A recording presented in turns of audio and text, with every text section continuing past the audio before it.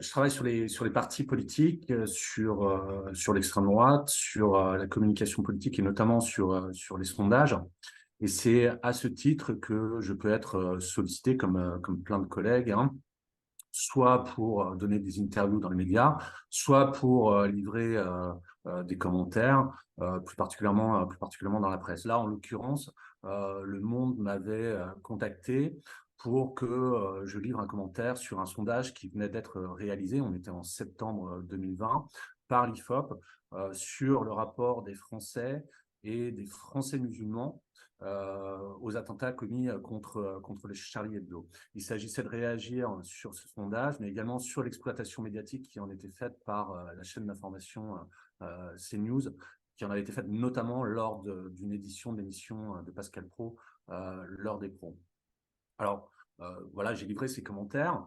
Dans un premier temps, il ne s'est absolument rien passé, hein. On était en septembre 2020 et ça n'est qu'en janvier 2022, donc presque 2 ans plus tard, hein, que j'ai reçu, par recommandé, un avis préalable de mise en examen pour diffamation publique envers un particulier.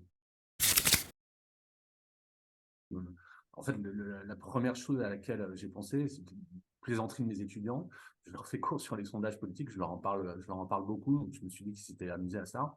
Bon, après, je me suis dit que cette plainte ne pouvait pas tenir parce qu'il me semblait qu'il y avait prescription.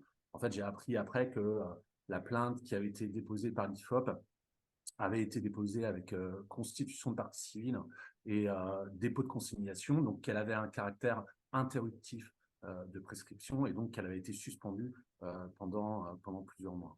Alors, j'ai reçu l'avis préalable un vendredi matin. Pas passé un bon week-end, on va dire.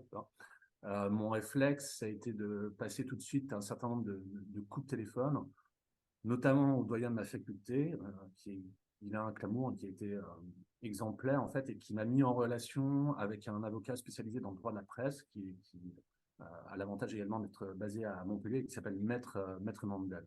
Pendant le week-end, j'ai rédigé un argumentaire, ce qui m'a un peu occupé. Je lui ai transmis cet argumentaire, mais à sa lecture, il m'a rapidement indiqué en fait que le combat allait se placer non pas sur le fond de l'affaire, c'est-à-dire sur le sondage en question, mais plutôt sur la forme judiciaire. En fait, à ce moment-là, j'ai compris que je n'avais pas grand-chose d'autre à faire que de m'en remettre à lui.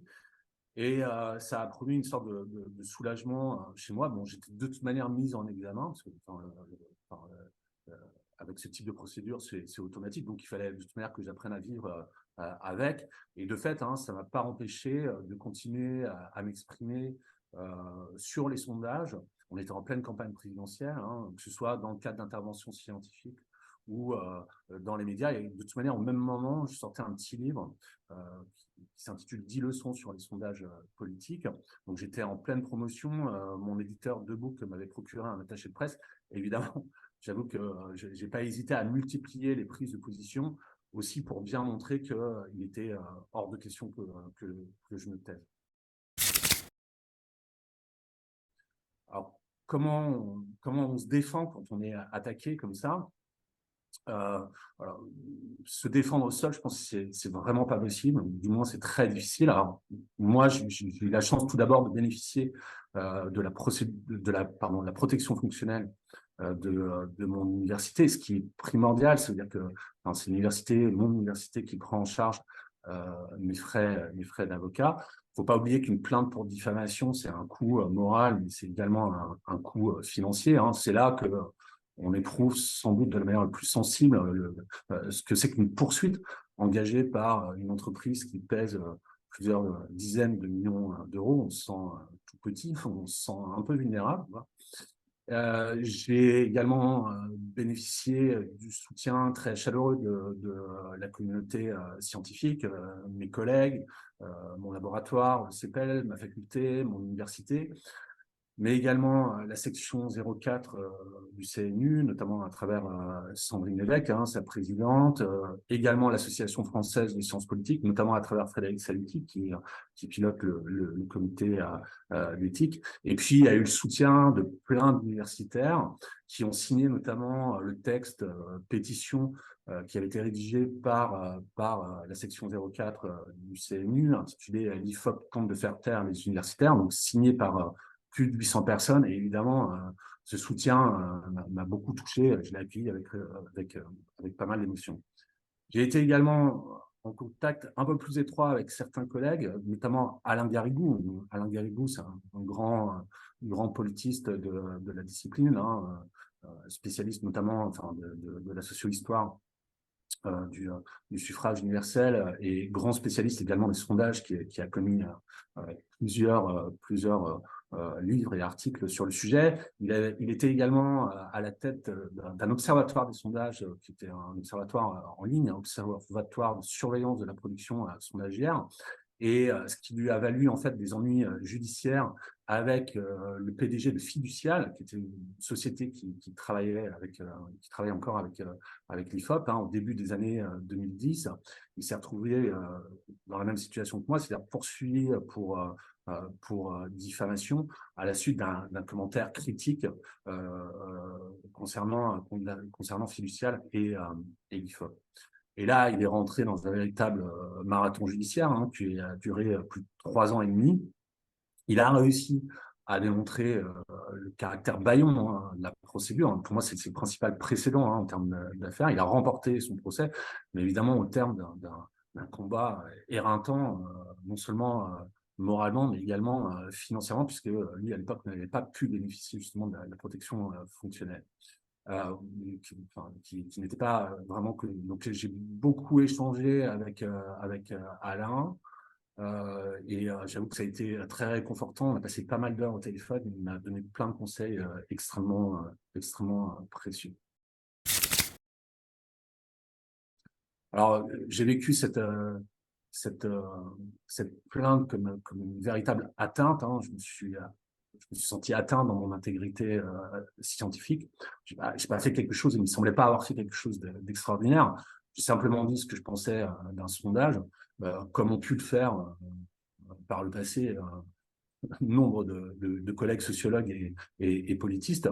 Et par ailleurs, je l'ai fait non pas à partir d'une démarche spéculative ou polémique, mais à partir d'un travail de déconstruction de la méthodologie de ce sondage que j'expose par ailleurs dans mon livre.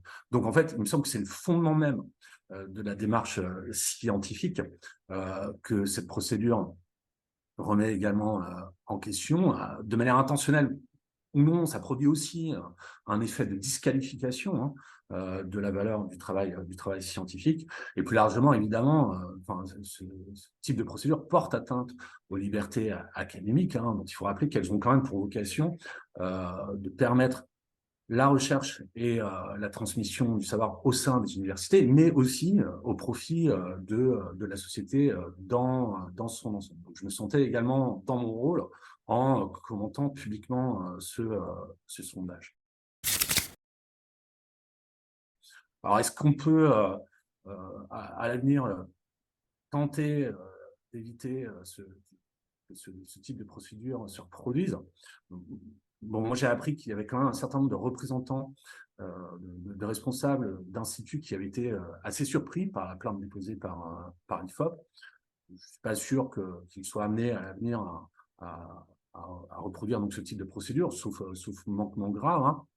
Sans compter que, comme on sait, bon, il y a toujours eu un accord tacite entre sondeurs et politistes et sociologues critiques, hein, où chacun est considéré comme étant libre quand même de s'exprimer. Et c'est aussi hein, cet accord tacite qui, de mon point de vue, a été rompu. L'affaire a été médiatisée, elle a été relayée. Il va y avoir un procès et je pense que c'est à ce moment-là, notamment, qu'il faudra rappeler pour les scientifiques eh bien, l'importance de pouvoir s'exprimer dans un pays comme le nôtre, hein, sans craindre forcément une judiciarisation de leurs propos. Et en attendant, j'estime que la mise en place d'instances comme l'Observatoire qui vient d'être créé est absolument fondamentale parce que, comme on le constate, les atteintes se multiplient à l'égard de la communauté scientifique et de ses membres. Et donc, il est extrêmement important qu'on soit beaucoup mieux armé quand on se retrouve pris dans ce genre de tourmente judiciaire.